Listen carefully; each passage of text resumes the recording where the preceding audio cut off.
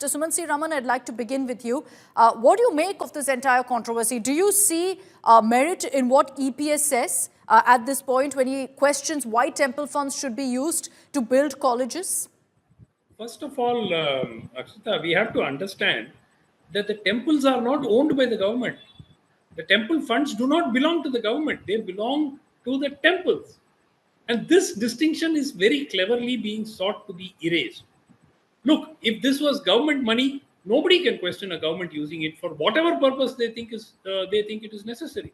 This is not their money. This is like saying that I will take your money and I will spend it. Now the point is very simple. The role of the government in the temples is twofold. One is to carry out audits for which they take away nearly 20% or 25% of the temple revenue as audit fee, which is probably the highest anywhere in the world. I think you can get the top consulting firms to carry out audits for far less. The second is to ensure that the administration of the temple happens in accordance to the trustees who are there in the temple. Most of the temples in Tamil Nadu do not have trustees. At least the large temples, many of them are running without trustees, without the decision makers who can take these decisions whether you want to run a college or not run a college. Yeah. In the good old days, for instance, the Palani temple in Palani, they opened a college way back in 1963. That was a backward area.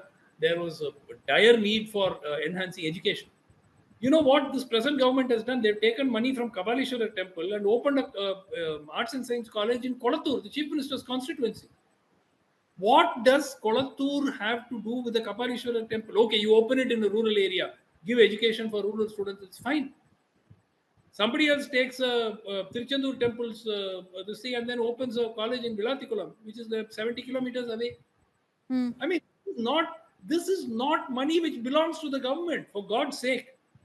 And Mr. T.R. Ramesh, who's a very prominent temple activist, has got 6 stay orders from the Madras High Court, which has stopped this further, wanton sort of distribution of temple money.